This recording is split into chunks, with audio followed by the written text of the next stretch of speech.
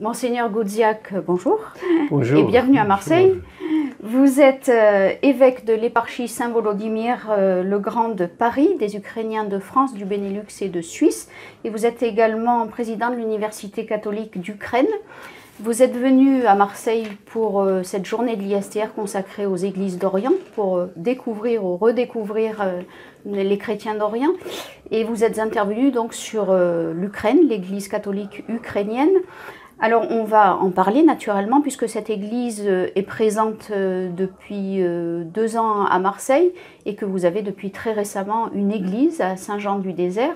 Vous nous direz ce que représente la communauté ukrainienne ici. Alors d'abord peut-être resituer votre pays. Vous nous avez fait une description de ce pays qui est entouré, si j'ai bien retenu, de 7 autres pays. Oui. Ce pays est plus grand que la France continentale. Et c'est, je crois, le pays le plus étendu d'Europe, c'est ça? Qui est complètement en Europe. Complètement Oui. en Europe, puisqu'on Oui. met à part Oui. la Russie qui est en Europe et en Asie. Oui.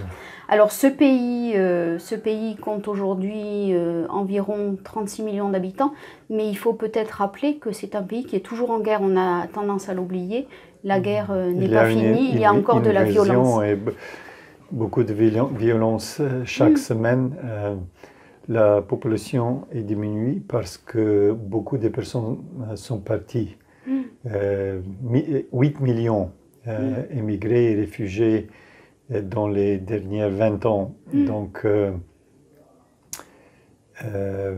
maintenant, il y a un grand besoin pour l'organisation des services pastoraux ici en France, mais dans tous les pays de la communauté européenne. Il y a plus ou moins 3 millions de nouveaux immigrés d'Ukraine dans la communauté européenne. Et il y a les personnes ici à Marseille. Et vous nous avez dit qu'à l'intérieur même de l'Ukraine, il y a 2 millions de déplacés. Oui. Le parti occupé, c'est-à-dire à l'est de l'Ukraine, le Donbass, est un territoire très violent, très dangereux. Donc, une grande partie de la population est réfugiée. Et en Ukraine, 2 millions de réfugiés internes étaient absorbés par la population. Et sans subside européen pour vous aider dans cette oui, intégration. Dans cette l'intégration, je ne connais toutes les statistiques, toutes les sommes financières, mais la chose principale est que dans les derniers 3-4 ans, la population ukrainienne a montré une générosité, un accueil.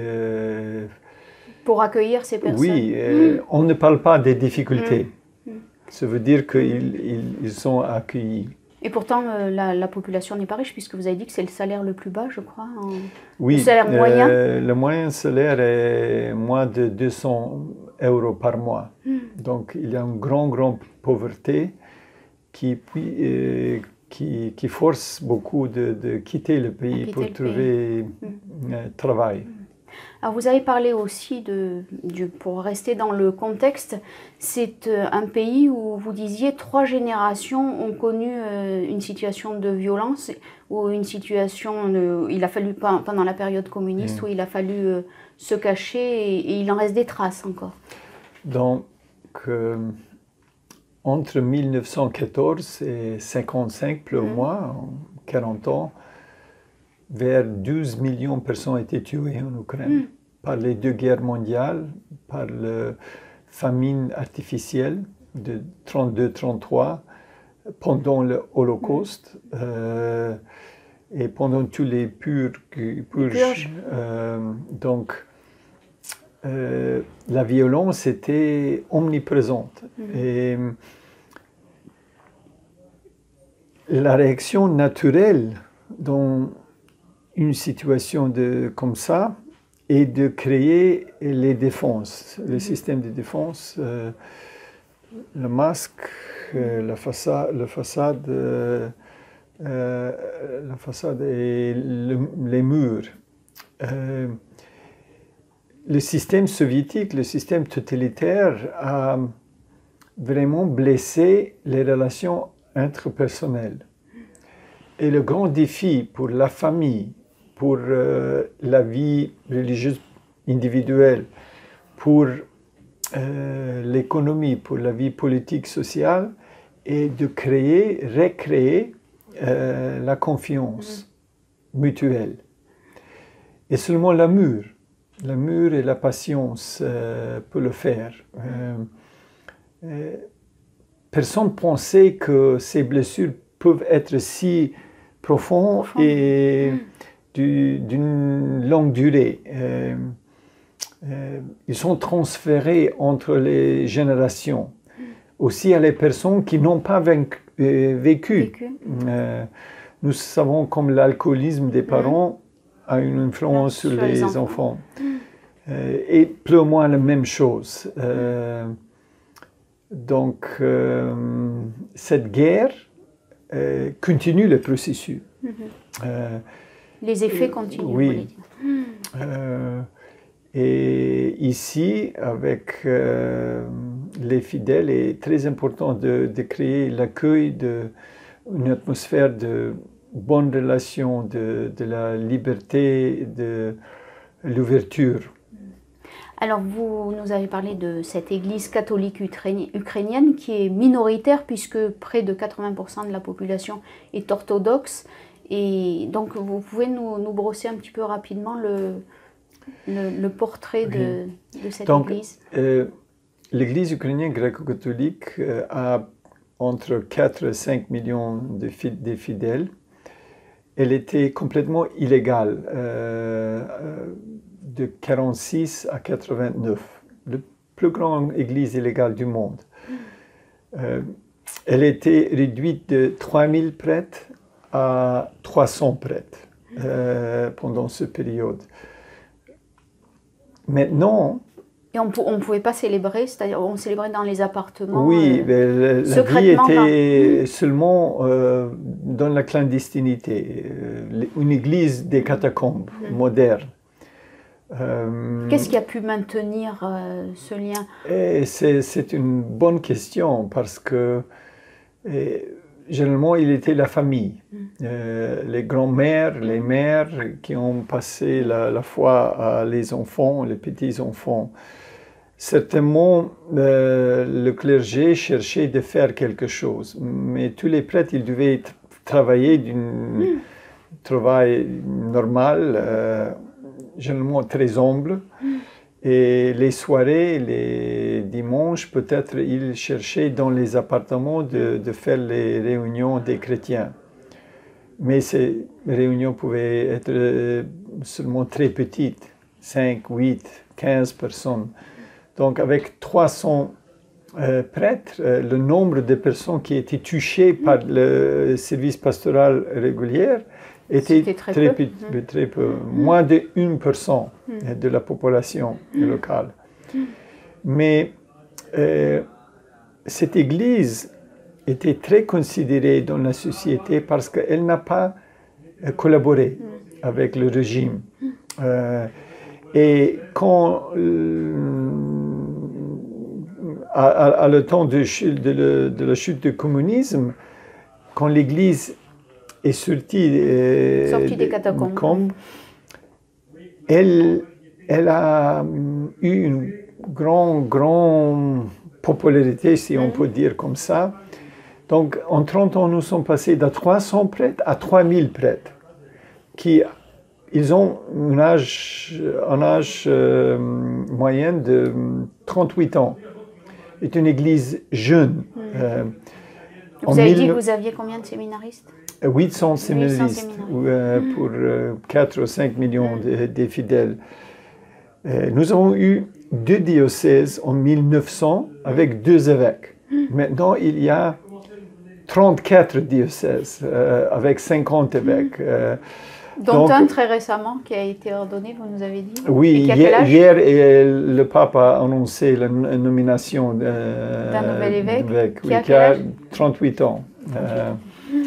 Il est un bon prêtre qui est un peu choqué parce que j'ai parlé avant avec lui. S'y attendait pas. Non, non. Donc, c'est une église jeune qui est considérée dans la société, aussi la société laïque. Et qui a une autorité morale, donc, puisqu'elle n'a pas été corrompue. Oui. Mais il y a beaucoup, beaucoup de défis d'un pays où il y a la guerre.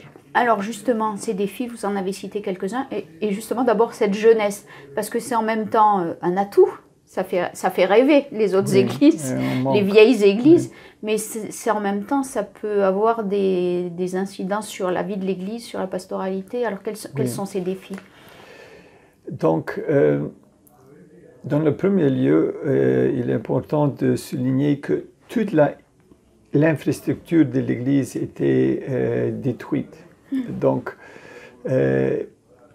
on a besoin de plus de temps pour rétablir les institutions d'éducation, de publication, de communication, de catéchèse. Il y a beaucoup de jeunes prêtres, mais il y a, par exemple, pas beaucoup de personnes qui peuvent être directeurs spirituels, qui ont l'expérience de la vie dans beaucoup de différentes situations.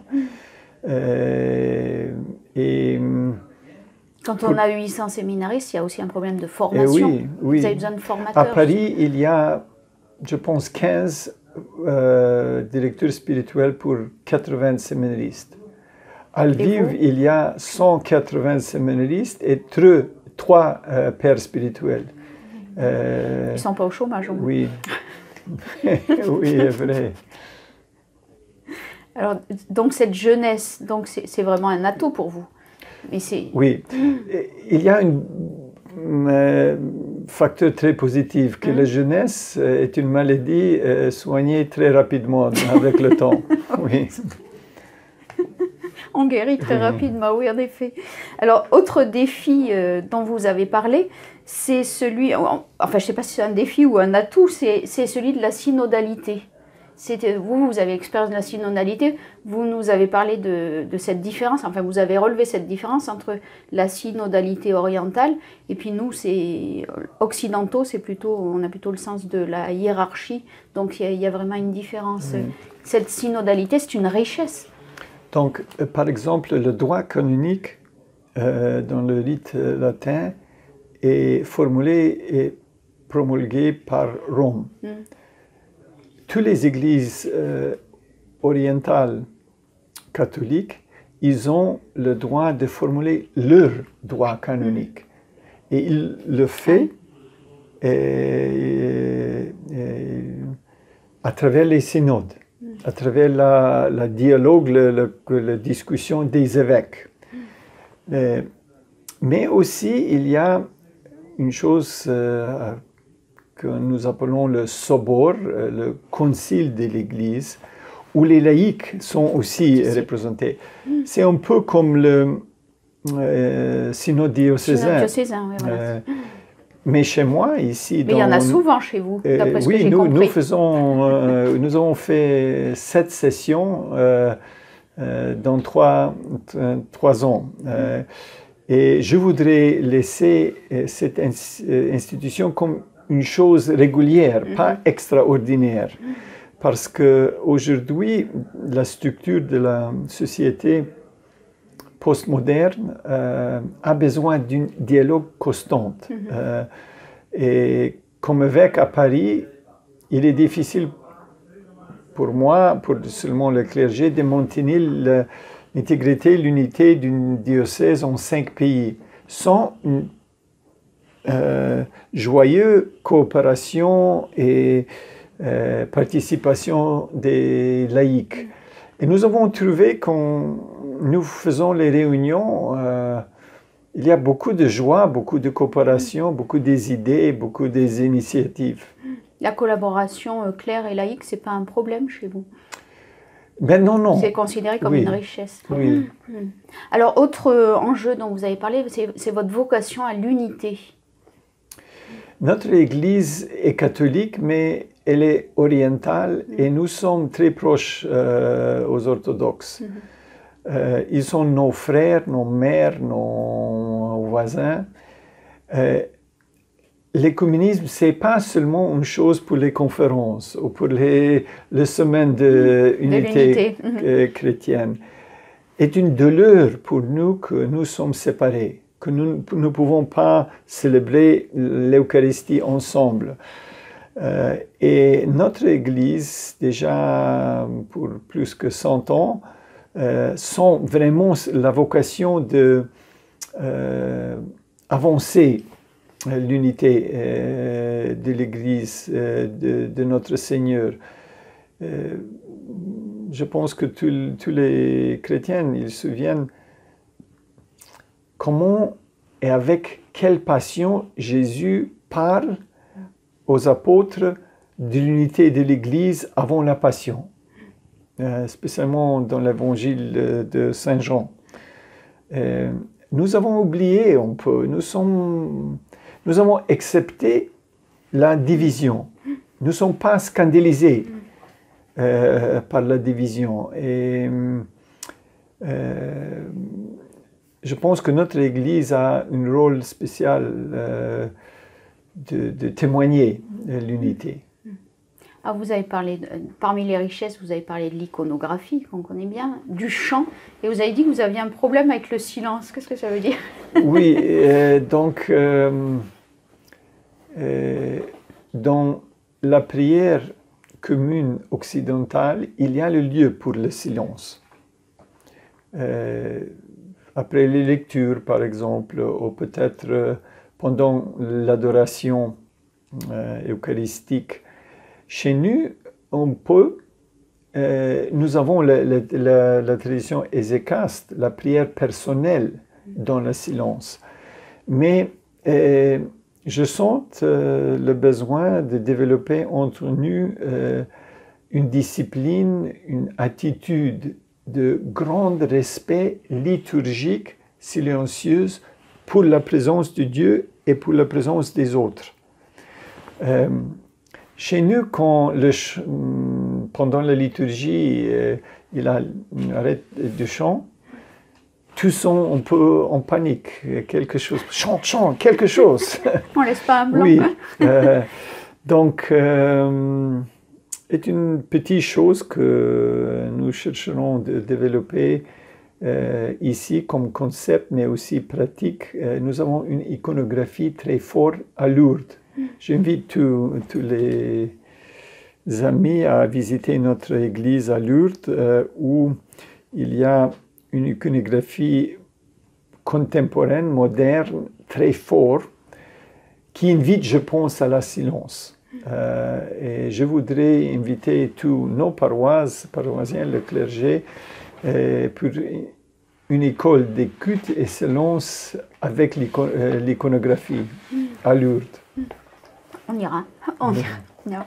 Alors, Monseigneur Kudziak, vous voyagez beaucoup. Vous êtes né, je crois, aux États-Unis.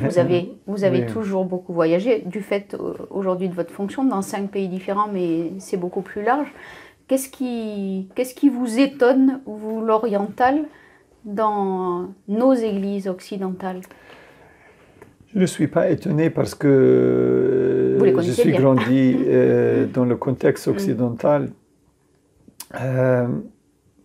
Certainement, je vois la grande sécularisation.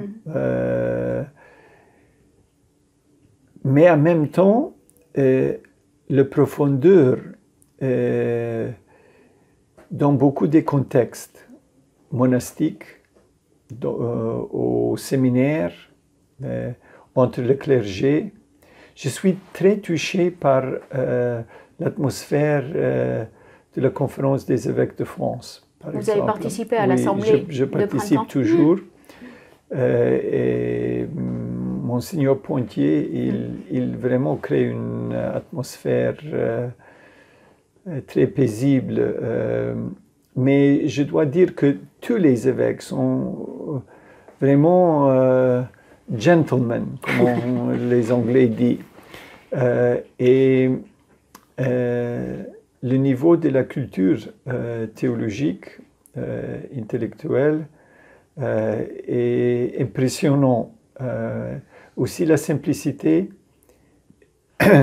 et l'évidente vie de prière des évêques, des prêtres. Je cherche à partager l'expérience de notre Église. Nous étions réduits de 3000 prêtres à 300 prêtres avec un âge moyen de 70 ans. Maintenant, l'âge moyen en France des prêtres est plus ou moins 70. Mais chez nous, nous avons vécu un grand changement, un miracle. Les choses ne doivent rester comme ils sont.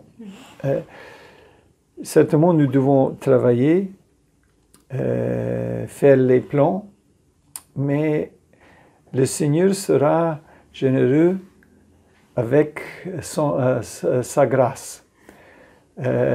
Et mon témoignage est que notre Église semblait être morte il y a 30 ans. Les choses peuvent changer. Et je suis sûr que la fidélité des catholiques en France portera les fruits. Ah, Monseigneur Rudjak, vous êtes à Marseille pour ouvrir une église grecque catholique ukrainienne. Vous avez une paroisse dorénavant à Saint-Jean-du-Désert. Vous installez un prêtre qui va être responsable de cette paroisse. Vous pouvez nous dire que représente cette communauté ukrainienne à Marseille? Comment s'est-elle constituée? Donc hier, avec l'archevêque de Marseille, nous avons signé un accord pour cette église Saint-Jean-du-Désert. Notre jeune prêtre, Mykola Hrevnak, il sera ici avec son épouse et leur petite fille Teresa. Il est un très bon prêtre, très simple. Il se prépare déjà 9 ans, parce qu'il a fait 7 ans de séminaire en Ukraine, aussi un peu à Lyon, et 2 ans. Toute leur famille a passé un purgatoire chez l'évêque, parce que tous les candidats, ils vivent avec moi. Apparemment, ils s'en portent bien. Oui. Et pour la Pâque, nous avons eu, je pense, 70 ou 80 personnes ici à Marseille, à la liturgie. Alors, vous célébriez à l'église grecque catholique jusqu'à maintenant chez les Melkites. Oui, et nous sommes très reconnaissants. Qui nous ont accueillis pendant un an et demi. Et maintenant, nous devons faire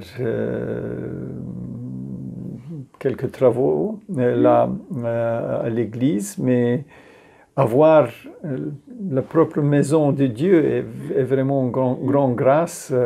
Hier, nous avons célébré une Eucharistie, là, la divine liturgie, avec une trentaine de personnes, aujourd'hui aussi, et demain encore. Père Mykola reste pour dimanche.